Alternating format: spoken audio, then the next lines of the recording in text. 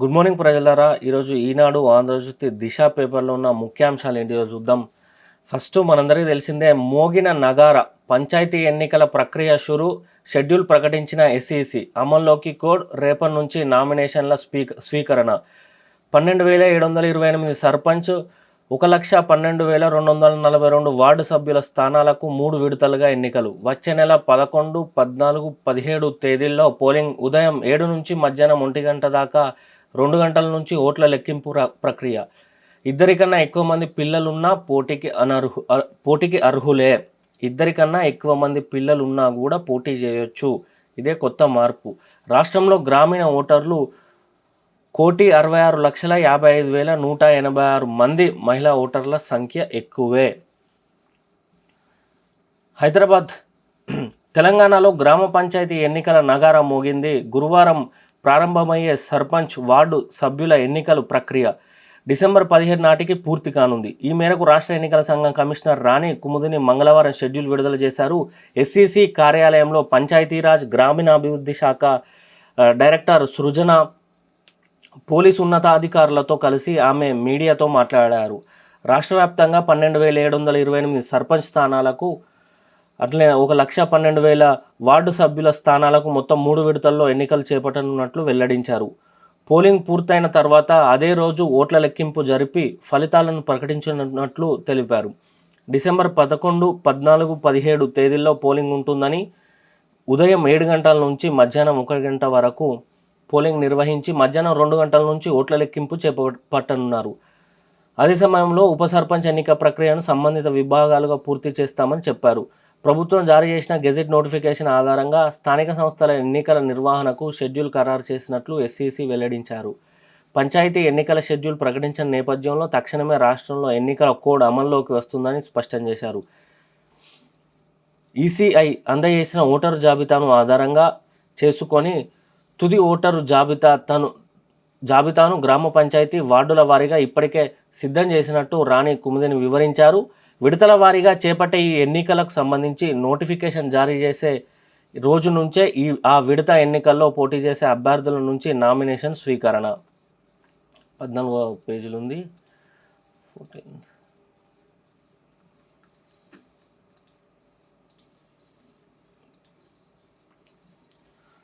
స్వీకరణ మొదలవుతుందని తెలిపారు. ఎన్నికల నిర్వహణకు సంబంధించి క్షేత్రస్థాయిలో అన్ని ఏర్పాట్లు పూర్తి చేశామని, ఎక్కడ అడ్డంకులు లేకుండా గ్రామ పంచాయతీ ఎన్నికలకు సమర్థంగా నిర్వహించేలా అన్ని జిల్లాల కలెక్టర్లతో సమన్వయం చేసుకుంటామని ఎస్ఈసి రాణి కుముదిని వెల్లడించారు. ఏ విడతల్లో ఎన్నంటే రాష్ట్ర వ్యాప్తంగా 12,728 సర్పంచ్ స్థానాలు, 1,12,000 వార్డులకు గాను తొలి విడతలో భాగంగా డిసెంబర్ 11న 4,236 సర్పంచ్, అంటే అందులో 37,440 వార్డు సభ్యుల స్థానాలకు, రెండో విడతలో భాగంగా డిసెంబర్ 14న 4,333 సర్పంచ్, 33,350 వార్డు సభ్యుల స్థానాలకు, అట్లే మూడో విడతలో భాగంగా 4,159 సర్పంచ్ పోస్టులు, అట్లే 36,452 వార్డు సభ్యుల స్థానాలకు డిసెంబర్ 15న పోలింగ్ జరగనుంది. సర్పంచ్ ఎన్నికలకు గాను 15,522 వార్డు సభ్యుల ఎన్నికకు సంబంధించి 1,12,474 పోలింగ్ స్టేషన్లో ఎన్నికల విభాగాలు ఎంపిక చేశాయి. ఈ ఎన్నికలు పార్టీ రహితంగా చేపడతారన్న సంగతి తెలిసిందే. ఇందుకు అనుగుణంగానే రాష్ట్ర ఎన్నికల సంఘం ఎన్నికల సామాగ్రిని ఇప్పటికే సిద్ధం చేసింది. గ్రామ పంచాయతీల పరిధిలో పోటీ చేసే అభ్యర్థులకు కేటాయించాల్సిన గుర్తులను, బ్యాలెట్ పత్రాలను ఇప్పటికే ముద్రించింది. స్థానికంగా వచ్చే నామినేషన్ల ఆధారంగా ఆయా గుర్తులను అభ్యర్థులకు కేటాయించనున్నారు. గ్రామ పంచాయతీ ఎన్నికల్లో భాగంగా రాష్ట్రంలోని 1,66,55,186 మంది గ్రామీణ ఓటర్లు తమ ఓటు హక్కు వినియోగించుకోనున్నారు. వీరిలో పురుషుల కన్నా మహిళలే ఎక్కువగా ఉన్నారు. మొత్తం పురుషులు 81,52,000 మంది ఉండగా మహిళలు 85,12,000 ఉన్నారు. ఇతరులు 500 మంది ఉన్నారు. కేంద్ర ఎన్నికల సంఘం సిద్ధం చేసి ఓటర్ల తుది జాబితా ఆధారంగా గ్రామ పంచాయతీ వార్డుల వారీగా డిపిఓలు, ఎంపీడీఓల ద్వారా పరిశీలన జరిపి సర్పంచ్, వార్డు సభ్యుల ఎన్నికల కోసం రాష్ట్ర ఎన్నికల సంఘం తాజాగా ఓటర్ జాబితాను సిద్ధం చేసింది. 32 పంచాయతీలకు ఎన్నికలు లేవు.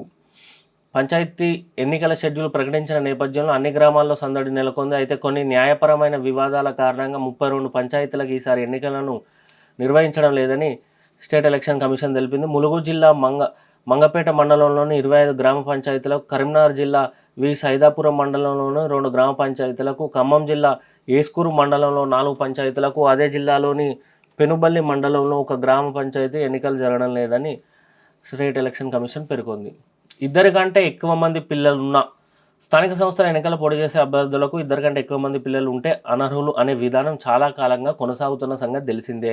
అయితే రాష్ట్ర ప్రభుత్వం జారీ చేసిన జియో ప్రకారం ఈసారి స్థానిక సంస్థల ఎన్నికల్లో ప్రస్తుతం చేపట్టే పంచాయతీ ఎన్నికల్లోనూ ఇద్దరి కంటే ఎక్కువ మంది పిల్లలున్న వారు సైతం పోటీ చేసేందుకు అర్హులే.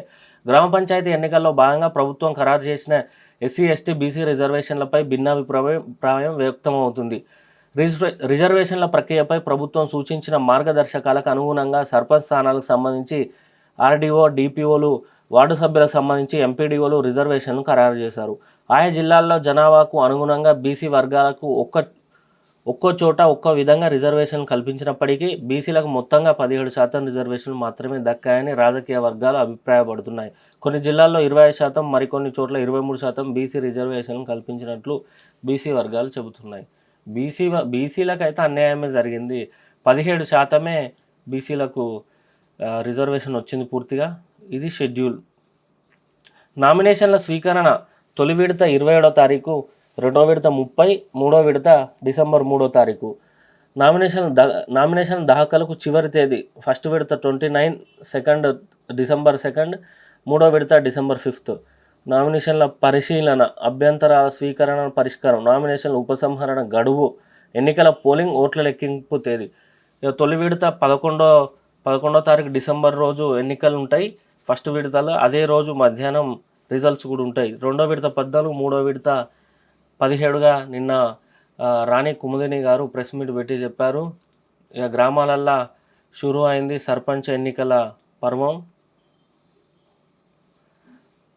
మెగా హైదరాబాద్. జిహెచ్ఎంసీలో 20 మున్సిపాలిటీలు, 7 కార్పొరేషన్ల విలీనం, విస్తీర్ణకు రాష్ట్ర మంత్రివర్గం ఆమోదం. ఇకపై ఓఆర్ఆర్ వరకు జిహెచ్ఎంసీ పరిధి 2 కోట్ల జనాభాతో మినీ తెలంగాణగా అవతరణ. 2735 చదరపు కిలోమీటర్లతో దేశంలోనే అతిపెద్ద నగరం. ఓఆర్ఆర్ దాకా ఒకే రకమైన పట్టణ ప్రణాళిక అధ్యయనానికి జిహెచ్ఎంసీ కౌన్సిల్ ఆమోదం. గ్రీన్ సిగ్నల్ ఇస్తే 1 లేదా 2 నెలల్లో డివిజన్ల పునర్విభజన, కార్పొరేషన్ల విభజన పూర్తి. అధికార వర్గాల వెల్లడి. మొత్తం 20 మున్సిపాలిటీలు, 7 కార్పొరేషన్లు విలీనం చేసిళ్ళు జిహెచ్ఎంసీల. గ్రేటర్ హైదరాబాద్ మున్సిపల్ కార్పొరేషన్ విస్తీర్ణకు రాష్ట్ర మంత్రివర్గం ఆమోదం తెలిపింది. జిహెచ్ఎంసీకి ఔటర్ రింగ్ రోడ్ ఓఆర్ఆర్ను సరిహద్దుగా నిర్ణయించింది. దీంతో హైదరాబాద్ మహానగరం దేశంలోని అతిపెద్ద నగరంగా అవతరించనుంది. ముఖ్యమంత్రి రేవంత్ రెడ్డి అధ్యక్షతన మంగళవారం జరిగిన కేబినెట్ సమావేశంలో హైదరాబాద్ శివార్లో ఉన్న 20 మున్సిపాలిటీలు, 7 కార్పొరేషన్లు జిహెచ్ఎంసీలో విలీనం చేస్తూ నిర్ణయం తీసుకున్నారు. అందుకోసం జిహెచ్ఎంసీ తెలంగాణ మున్సిపాలిటీ చట్టాలను సవరించడానికి మంత్రివర్గం ఆమోదం తెలిపిందని సమావేశం అనంతరం మంత్రి శ్రీధర్ బాబు మీడియా సమావేశంలో తెలిపారు. విలీన ప్రక్రియలో అన్ని వర్గాలు పరిగణలోకి తీసుకుంటామని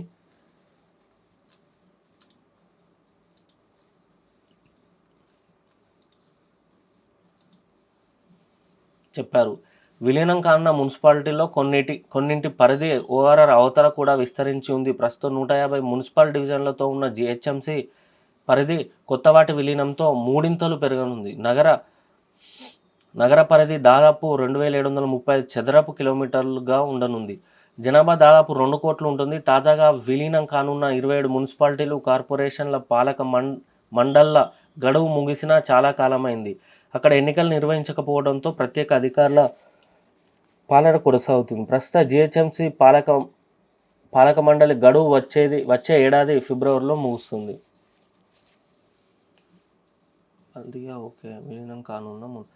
విలీనం కానున్న మున్సిపాలిటీలు ఏంటంటే పెద్దంబరిపేట్, జల్పల్లి, శంషాబాద్, తుర్కాయంజల్, మణికొండ, నార్సింగి, ఆదిబట్ల, తుక్కుగూడ, మేడ్చల్, దమ్మాయిగూడ, నాగారం, పోచారం, గట్కేసర్, గుండ్లపోచంపల్లి, తుంకుంట, కొంపల్లి, దుండిగల్, బొల్లారం, తెల్లాపూర్, అమీన్పూర్.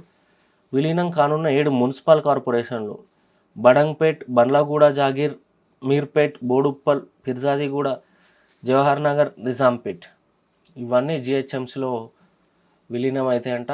అతిపెద్ద నగరంగా, దేశంలో అతిపెద్ద నగరంగా ఈ జిహెచ్ఎంసీ కాబోతుంది. మరి ఇంత పెద్ద చేయడము అది ఏంది? జిహెచ్ఎంసీ మినీ తెలంగాణ విస్తీర్ణ నేపథ్యంలో జిహెచ్ఎంసీ మినీ తెలంగాణగా మారనుంది. జిహెచ్ఎంసీ పరిధిలో ప్రస్తుతం 1 కోటికి పైగా జనాభా ఉంది. విస్తీర్ణ తర్వాత 2 కోట్లు పెరగనుంది. అంటే రాష్ట్రం మొత్తం జనాభాలో దాదాపు సగం జిహెచ్ఎంసీ పరిధిలోనే ఉంటుంది. జిహెచ్ఎంసీ పరిధి ప్రస్తుతం 650 చదరపు కిలోమీటర్లు విస్తరణ తర్వాత దాదాపు 2730 చదరపు కిలోమీటర్ల వరకు ఉండనుంది. ప్రస్తుతం జిహెచ్ఎంసీ వార్షిక బడ్జెట్ 8,000 కోట్లు దాటగా విస్తరణ తర్వాత రూపాయలు 15,000 కోట్లు దాటే అవకాశాలున్నాయి.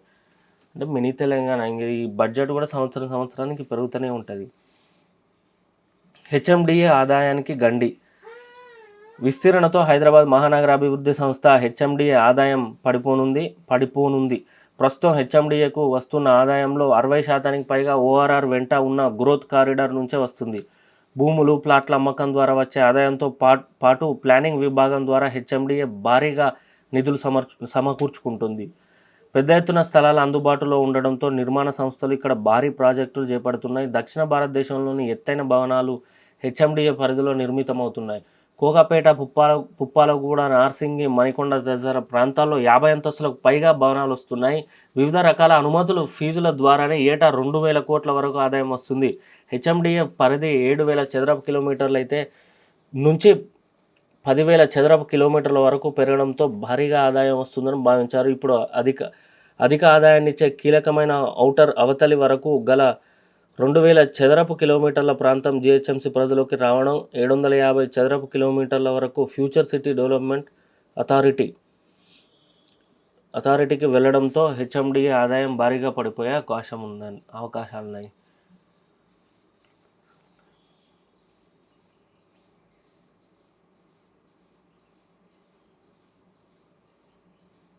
పకడ్బందీగా పర్యవేక్షణకు వీలుగా. ఇది పూర్తిగా మనం దీని మీద సపరేట్ వీడియో చేయాలి. ఎందుకంటే ఇంత పెద్దగా చేయడం అసలు ఇది ఎందుకు స్టార్ట్ అయింది, ఎక్కడ స్టార్ట్ అయింది అనేది మనం వీడియో చేద్దాం ప్రజలారా.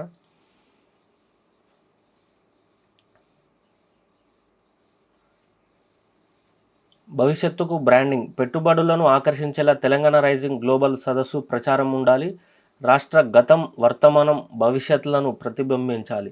ప్రముఖుల సేవలను వినియోగించుకోవాలి. సీఎం ఈ నెల 30 వరకు వివిధ అంశాలపై ప్రత్యేక సమీక్షలు.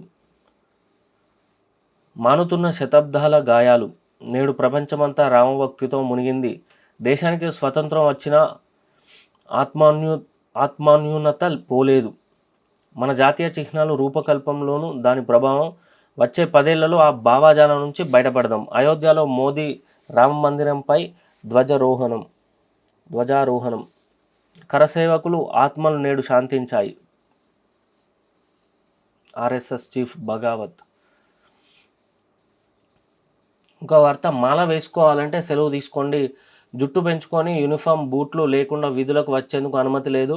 దీక్షల విషయంలో సిబ్బందికి పోలీస్ శాఖ ఉత్తర్వులు. అయ్యప్పమాల సహా ఇతర ఆధ్యాత్మిక దీక్షలు తీసుకునే పోలీసులు విధుల నుంచి సెలవు తీసుకోవాలని తెలంగాణ పోలీస్ శాఖ తమ సిబ్బందికి సూచించింది. జుట్టు, గడ్డం పెంచుకొని యూనిఫామ్కు బదులు సాధారణ దుస్తులు ధరించే, కాళ్లకు బూట్లు లేకుండా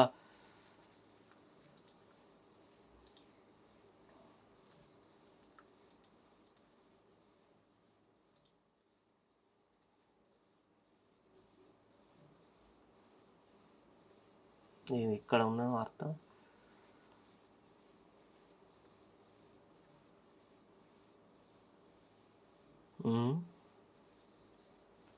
ఇక్కడ పోలీస్ సిబ్బంది విధులకు హాజరయ్యేందుకు అనుమతి లేదని స్పష్టం చేసింది. హైదరాబాద్లోని Kanchanbagh police station SI Krishnakanth Ayyappa దీక్ష తీసుకున్నారు. దీక్ష నియమాలను పాటిస్తూ విధులకు హాజరయ్యేందుకు అనుమతి కోరుతూ ఆయన ఉన్నతాధికారులకు విజ్ఞప్తి చేశారు. ఆ విజ్ఞప్తిని తిరస్కరించిన ఉన్నతాధికారులు నిబంధనలపై పోలీస్ సిబ్బంది అందరికీ స్పష్టతనిచ్చేలా ఓ మెమోను ఇటీవల జారీ చేశారు. అయ్యప్పమాల సహా మరే ఆధ్యాత్మిక దీక్షలు తీసుకునే పోలీసులు విధి నిర్వహణలో ఉన్నప్పుడు కూడా ఆ దీక్ష నియమాలను పాటించాలి అనుకుంటే విధులకు సెలవు తీసుకోవాలని స్పష్టం చేశారు. అయితే పోలీస్ శాఖ నుంచి వచ్చిన ఈ ప్రకటనపై గోషమాల ఎమ్మెల్యే రాజసింగ్ తీవ్ర అభ్యంతరం వ్యక్తం చేశారు. అయ్యప్పమాల దీక్ష సమయంలోనే ఇలా చేస్తున్నారని, రంజాన్ సమయంలో ఈ నిబంధనలు ఎందుకు గుర్తుకు రావు అని ప్రశ్నిస్తూ ఓ వీడియో విడుదల చేశారు. ఒక వర్గానికి మాత్రమే నిబంధనలు విధించి మరో వర్గం విషయంలో సానుకూలంగా ఉండడం ఎంతవరకు సబబు అని నిలదీశారు. నిబంధనల అమలు అంశంలో హిందూ ముస్లింలు రెండు కళ్ళుగా భావించాలని సీఎం రేవంత్ రెడ్డి కోరారు. అయితే దీన్ని ఎట్లా చేయాలంటే ఐదర్ ఫుల్ స్ట్రిక్ట్ పెట్టాలి, అన్ని రిలీజియన్లకు ఒకటే మెమో జారీ చేయాలి, ఒకటే విధంగా చూడాలి. అప్పుడు ఇంకెవరికి ఇబ్బంది ఉండదు. గవర్నమెంట్ సంస్థ, పోలీసులు, ఎందుకంటే గడ్డం పెంచుకొని ఇప్పుడు నార్మల్గా దొంగలు ఎట్లున్నారు బయట, నార్మల్గా అయ్యప్ప మాల వేసుకొని పోతే భయపడతారా? భయపడరు. సో ఆ పోలీస్ డిపార్ట్మెంటుకు స్ట్రిక్ట్గానే ఉండాలి, అట్లే ఉండాలి. వాళ్ళకు ఒక అవకాశం, కాకపోతే వాళ్ళు లీవ్ తీసుకున్నందుకు కొంచెం డబ్బులు అటు ఇటు చూసి చేయాలి, కానీ శాలరీ ఇట్లా సర్దుబాటు చేయాలి. కానీ మంచి రూలే అది. అన్ని మతాలకు కూడా అట్లాంటి రూలే ఉండాలి. వేసుకోవచ్చు, మంచిదే, కానీ అది కొంచెం సెలవు తీసుకొని వేసుకోవాలి. ఎందుకంటే పోలీస్ డిపార్ట్మెంట్ అంటేనే ఫిజిక్ అట్లా మెయింటైన్ అవుతూ ఉంటుంది. స్ట్రిక్ట్గా ఉన్నట్టు పోలీసు ఆ బట్టలు, కాకి డ్రెస్లా, షూస్ అవన్నీ పెట్టుకుంటారు కదా వాళ్ళు, పోలీసు వాళ్ళు. అట్లే బాగుంటుంది. సో అట్లా అయ్యప్ప మాల వేసుకునే వాళ్ళు సెలవు తీసుకొని వేసుకోవాలని మనకు పోలీస్ శాఖ ఉత్తర్వులు జారీ చేసింది. జిహెచ్ఎంసీ కౌన్సిల్లో వందే మాతరం వివాదం నిన్న మస్తు లొల్లైంది. జిహెచ్ఎంసీ కౌన్సిల్ మీటింగ్లో బీజేపీ ఎంఐఎం సభ్యుల వాగ్వాదం. వందే మాతరం గీతం ఆలపిస్తుండగా ఎంఐఎం సభ్యులు నిలబడలేదని బీజేపీ ఆరోపణ. తమను అవమానించారన్న మజ్లిస్. కుర్చీలు ఎక్కి ఇరు వర్గాల పోటాపోటీ నినాదాలు. సూపర్ వుడ్ ఉక్కును మించిన చెక్క, అల్యూమినియం కన్నా తేలిక, అమెరికా శాస్త్రజ్ఞుల ఆవిష్కరణ. సాధారణ చెక్కలోనే రాసాయనిక మార్పులతో అభివృద్ధి. నిర్మాణ, రక్షణ, వాహన తయారీ రంగంలో వినియోగం. ప్రకృతి కానీ పక్కన పెట్టి మళ్ళీ కెమికల్స్ అవి వేసుకుంటే ఇంకా క్యాన్సర్లు ఎందుకు రావు? సార్ దిశ పేపర్ చూసుకున్నట్టయితే ఇందులో కూడా మెయిన్ హెడ్లైన్స్గా రేపటి నుంచి సర్పంచ్ నామినేషన్లో షెడ్యూల్ విడుదల చేసిన ఎన్నికల సంఘం. వచ్చే నెల 11, 14, 17న పోలింగ్. 3 విడతల్లో ఎందుకు పెడతారంటే ఒకటేసారి చేయలేరు, ఒకటే రోజు పెట్టాలంటే అంత వ్యవస్థ లేదు కాబట్టి 3 విడతలుగా నీట్గా ప్రశాంతంగా ఎలక్షన్లు ముగిసేలా చేయాలని చెప్పి 3 విడతలుగా పెడుతున్నారు. ఔటర్ వరకు గ్రేటర్ జిహెచ్ఎంసీలో 27 మున్సిపాలిటీల విలీనం. ఓఆర్ఆర్ లోపల ఆనుకొని ఉన్నవన్నీ, లోపల ఉండేటి వాటి ఆనుకొని ఉన్నటి అన్నిటిని ఓవర్ గుంజిల్లు. ఎంత పెద్ద ప్రదేశం చూడు. ఇది ఒక చిన్నపాటి తెలంగాణ, సపరేట్ రాష్ట్రంలాగా ఉన్నది చూస్తూ ఉంటే. జిహెచ్ఎంసీ యాక్ట్, తెలంగాణ మున్సిపల్ యాక్టులకు సవరణ. రాష్ట్రంలో కొత్తగా 3 డిస్కమ్ ఏర్పాటు. 2000 మెగావాట్ల పంప్ స్టోరేజ్ పవర్ కొనుగోలు. 3000 మెగావాట్ల సోలార్ పవర్ సైతం. జిహెచ్ఎంసీలో underground current cables. Cabinet భేటీలో కీలక నిర్ణయం. వివరాలు వెల్లడించిన డిప్యూటీ సీఎం, మంత్రులు.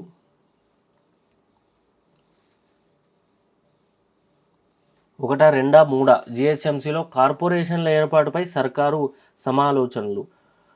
ఒకే మెగా కార్పొరేషన్ ఏర్పాటుపై అధ్యయనం. 2-3 కార్పొరేషన్ల ఏర్పాటైన స్టడీ. 2-3 కార్పొరేషన్లు ఏర్పాటు పైన స్టడీ. 27 అర్బన్ లోకల్ బాడీలు జిహెచ్ఎంసీలో విలీనం చేస్తూ నిర్ణయం. ఢిల్లీ, ముంబై అర్బన్ లోకల్ బాడీల స్వరూపాలపై అధ్యయనం చేయండి. మున్సిపల్ అధికారులకు సర్కార్ ఆదేశాలు. నివేదిక వచ్చాక జిహెచ్ఎంసీ చట్టానికి సవరణ. మొత్తం ఒకటేసారి చేసి విలీనం చేస్తే అయిపోవు. జిహెచ్ఎంసీ ఎన్నికల ఆలస్యం. మున్సిపాలిటీ విలీనం ఎఫెక్ట్. ఫిబ్రవరి 10తో ముగియనున్న పాలక మండలి గడువు. ఐబొమ్మ రవిని పట్టించిన మెయిల్. మీ దగ్గర ఏం ఆధారాలు ఉన్నాయంటూ పోలీసుల మెయిల్కు ఆయన రిప్లై. బెట్టింగ్, గేమింగ్ యాప్లలో నిందితుడి ఆర్థిక లావాదేవీలపై ముందే నజర్. టెక్నాలజీ సాయంతో ఇండియాకు రాగానే అరెస్ట్. రవిని మరోసారి కస్టడీకి కోరుతూ కోర్టులో పోలీసుల పిటిషన్. క్రైమ్ అండ్ సిటీ అదనపు పోలీస్ కమిషనర్ శ్రీనివాసులు వెల్లడి.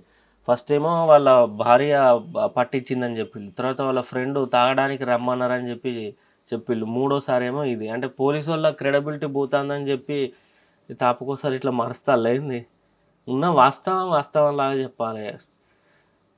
ఐబొమ్మ కేసులో ప్రధాన నిందితుడిగా ఉన్న ఇమ్మడి రవిని ఎలా అదుపులోకి తీసుకున్నామనే విషయంపై క్రైమ్ అండ్ సిటీ అదనపు పోలీస్ కమిషనర్ శ్రీనివాసులు మంగళవారం మీడియాకు వివరాలు వెల్లడించారు. రవిని ట్రాక్ చేసే క్రమంలో పోలీసులు పెట్టిన మెయిల్కు అతని నుంచి మీ దగ్గర ఏం ఆధారాలు ఉన్నాయి అని రిప్లై వచ్చిందని, ఆ తర్వాత ట్రాక్ చేస్తున్న టెక్నాలజీ సాయంతో అతన్ని పట్టుకున్నట్టు వెల్లడించారు.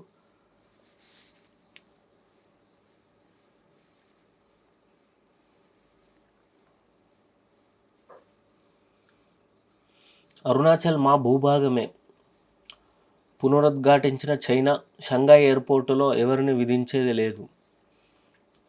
షంఘాయ్ ఎయిర్పోర్టులో ఎవరిని వేధించలేదు. సదరు మహిళకు ఆహారం సైతం అందజేశాం. భారత మహిళల వేధింపుల అంశంపై స్పందన. హిడ్మా ఎన్కౌంటర్పై అనుమానాలపై సమగ్ర దర్యాప్తు జరిపించండి. ఎన్హెచ్ఆర్సీకి ఫిర్యాదు చేసిన న్యాయవాది. కర్రగుట్టలపై మరో బేస్ క్యాంప్. ములుగు జిల్లా వాజేడులో ఏర్పాటు ప్రారంభించిన సిఆర్పిఎఫ్ ఐజీ త్రివిక్రమ్. శతాబ్ద గాయాలు మానుతున్నాయి. దేశాన్ని బానిసత్వ మానసత్వం నుంచి విముక్తి చేస్తాం. అయోధ్య ఆలయ ధ్వజారోహణ కార్యక్రమంలో ప్రధాని మోడీ. ఈ ధ్వజారోహణం ఎందుకు చేస్తారట అంటే, ఇక మొత్తం గుడి పూర్తయిందని చెప్పి ఇది సంకేతం అన్నట్టు. అందుకే మొత్తం గుడి పూర్తి కావడం గుడి కట్టడం పూర్తయినట్టు ఈ ధ్వజారోహణం చేస్తే అర్థమైపోతుంది. అయోధ్య కార్యక్రమంలో ధ్వజారోహణం అనంతరం నమస్కరిస్తున్న ప్రధాని మోడీ. RSS chief. ఫిబ్రవరి 7 నుంచి T20 వరల్డ్ కప్, మార్చి 8 వరకు కొనసాగున్న మ్యాచ్లు. ఒకే గ్రూప్లో భారత్, పాకిస్తాన్ జట్లు. ఫిబ్రవరి 15న కొలంబో వేదికగా మెగా టోర్నీకి ఆతిథ్యం ఇస్తున్న ఇండియా, శ్రీలంక. హోరాహోరీగా తలపడిన 20 జట్లు. అసలు ఈనాడులో చూసుకుంటే ఇదే వార్త. ఓకే. బృహత్ నగరం జిహెచ్ఎంసీలో 27 నగర పురపాలికల విలీనం. అసలు ఎందుకు విలీనం చేస్తారనేది మనం పూర్తి వీడియో చేద్దాం ప్రజలారా ఈరోజు. ఇంకో వార్త. రామగుండంలో 800 మెగావాట్ల థర్మల్ ప్లాంట్. కొత్త డిస్కామ్ ఏర్పాటు. 10,000 మెగావాట్ల పంప్ స్టోరేజ్ పవర్ ప్లాంట్కు అనుమతి. 3,000 మెగావాట్ల సౌర విద్యుత్ కొనుగోలుకు టెండర్ల ఆహ్వానం. హైదరాబాద్ నగరంలో భూగర్భ విద్యుత్ లైన్లు. రాష్ట్ర మంత్రివర్గ నిర్ణయాలు. దేశంలోనే అతిపెద్ద నగరంగా అవతరించున్న హైదరాబాద్.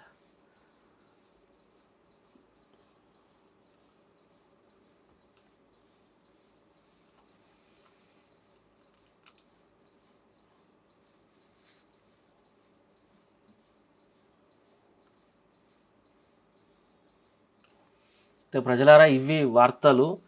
మనం విశ్లేషించే ప్రయత్నం కూడా చేద్దాం ప్రజలారా. రేపటి నుండి కానీ ఇంకొక 2-3 రోజులలో మనం విశ్లేషణ స్టార్ట్ చేద్దాం.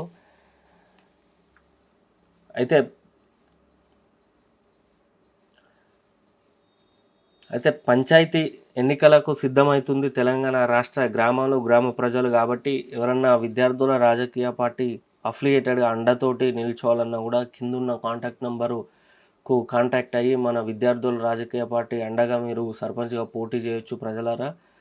ఈ విషయాలు తెలుపుకుంటూ ఈరోజుతో సమాప్తం చేస్తున్నా. రేపటి 2-3 రోజులలో ప్రతి వార్తను విశ్లేషించే కార్యక్రమం చేద్దాం. అట్లే ఈరోజు జిహెచ్ఎంసీలో ఎందుకు విలీనం చేసిళ్ళు, 20 మున్సిపాలిటీలు 7 కార్పొరేషన్లు విలీనం చేసి ఇంత పెద్ద బార్డరు జిహెచ్ఎంసీకి ఎందుకు క్రియేట్ చేసిళ్ళు, దానిలో మంచేంది చెడేంది అవన్నీ మనం మాట్లాడుకొని ఒక వీడియో చేద్దాం ప్రజలారా. డీటెయిల్ వీడియో చేస్తా, దాన్ని తప్పక చూడాలని కోరుకుంటూ ఇప్పటితో ముగిస్తున్నా. జై తెలంగాణ, జై వీఆర్పీ.